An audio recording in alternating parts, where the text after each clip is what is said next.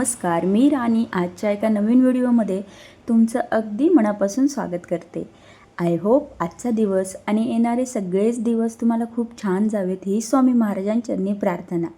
Good morning सगळ्यांना. मॉर्निंगची सुरुवात ही किचनमधून झालेली तुम्हाला दिसतच असेल आणि प्रत्येकीचीच होते. तुमचीही झाली असेल तर नक्कीच मला कमेंटमध्ये सांगा.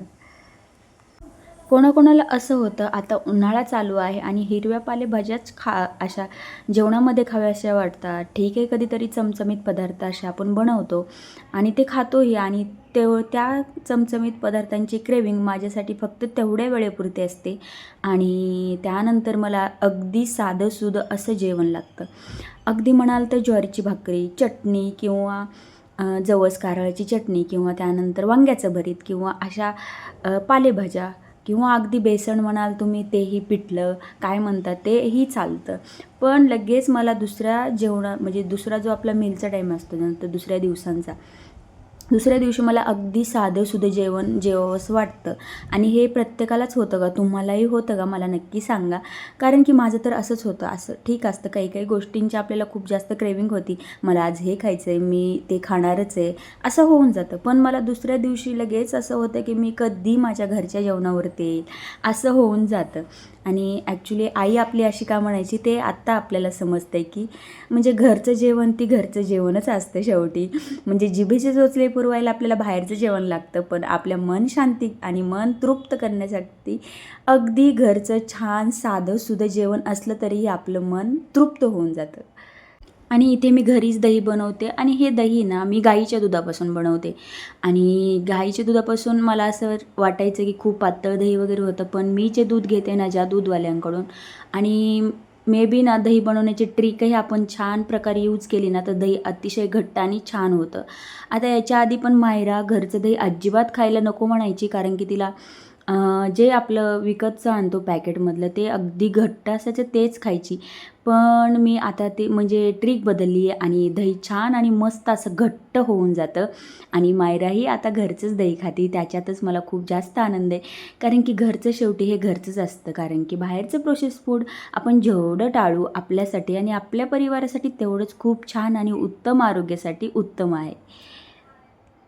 चला मग मॉर्निंगच्या स्वयंपाकामध्ये आज मस्त अशी मी मेथीची भाजी आणि मेथीची अशी भाजी बनवते मी की मला ही फार जास्त आवडते आणि मायराला ही सवय लावली, त्यामुळे अशी भाजी मी बनवते. फार कोरडी जास्त अशी बनवत नाही. आणि मस्त असा कढीचा बेत. कढी तर फार जास्त आवडते, त्याच्यामुळे कढी ही अधूनमधून होऊन जाते. आता घरचं दही लावते त्यामुळे जास्त होतं, कारण की विकतचं जेव्हा आणतो ते आंबट करायला फार जास्त वेळ जातो आणि मग घरचं दही जे असतं ते आपण छान प्रकारे आंबटही करून छान अशी कढी करू शकतो. त्यानंतर एक पार्सल आलं होतं जे की मला रिसीव झालं होतं आणि आज मायरा झोपली होती पार्सलच्या वेळेस आणि त्यानंतर मग मीच ते म्हणजे उघडून वगैरे बघितलं आणि जे मला खूप दिवसापासून मागवायचं होतं ते आज मी मागवते. म्हणजे असं नाही आहे की एखादी गोष्ट घ्यायची बाबा की लगेच घेतली, असं मी बिलकुलही करत नाही. खूप जास्त वाट बघून बघून गोष्टी मागवत असते, कारण की म्हणजे असं मला वाटायला नको. आता माझ्या जवळचे जे प्रोडक्ट आहे ते पूर्णपणे संपलेले होते आणि मग मी विचार केला की हे प्रोडक्ट आता आपण मागवूयात. मग मी हे प्रोडक्ट मागवले आणि त्याचा रिव्ह्यूही मी तुमच्यासोबत शेअर नक्कीच करेल. आणि जर तुम्हाला हे प्रोडक्ट पाहिजे असतील तर मला नक्की म्हणजे तुम्हाला जर त्याची लिंक पाहिजे असेल तर मी नक्की तुमच्यासोबत शेअर करेल. आपल्या गृहिणींचा वेळ शक्यतो हा जास्त करून आपल्या घरातल्या कामांमध्ये किंवा आपल्या स्वतःमध्ये बिझी ठेवण्यामध्ये जातो. आता सकाळचं तर रुटीन मी तुमच्यासोबत शेअर केलंच आणि त्यानंतर डायरेक्ट इथे इव्हिनिंगला भेटते आहे आणि इव्हिनिंगला आज जास्त मला असं थकल्यासारखं वाटत होतं आणि मग म्हटलं सगळ्यात पहिलं तर चहा घेऊयात, कारण की चहा घेतल्याशिवाय काही आपल्याला बूस्ट मिळत नाही पुढच्या कामांसाठी. तर किती गरमी असो काहीही असो पण सकाळ आणि इव्हिनिंगचा चहा हा झालाच पाहिजे. तर तुम्ही पण असंच करताय का माझ्यासारखं? नक्की सांगा, जे चहा लवर असतील ते. आणि मस्त असा चहा घेतला, कारण की मला माहीत होतं की थोडासा चहा जर घेतला ना मी तर मला बूस्ट मिळणार आहे. आणि आता उन्हाळा असल्यामुळं मी कपही छोटा घेते आणि चहाही छोटाच घेते. बघू शकता तुम्ही, मी तेच तुम्हाला दाखवत आहे. म्हणजे कधी आपल्या मनावरती प्रत्येक गोष्टीचा कंट्रोल ठेवला ना तर प्रत्येक गोष्ट इझिली होऊन जाते. म्हणूनच आयुष्यही आपल्या मनाप्रमाणे आणि मनमोकळेपणाने जगताही येतं.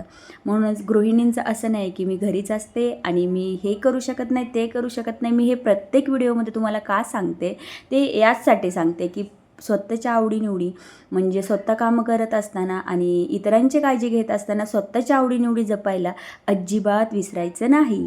हेच माझं प्रत्येक व्हिडिओमध्ये तुम्हाला सांगणं असतं. आणि व्हिडिओच्या आधीच तुम्हाला जे मी सांगितलं ते याच्यासाठीच सांगितलं कारण की आज माझा चीट डे ठरला होता. आणि मग असं होतं ना की आता बाहेरचं खाल्लं तरी दुसऱ्या दिवशी अगदी साधं आणि सुधं जेवण कधी मी जेवेन, तर ते तसंच ते तुम्हाला मी आधीच व्हिडिओच्या आधी शेअर केलं होतं.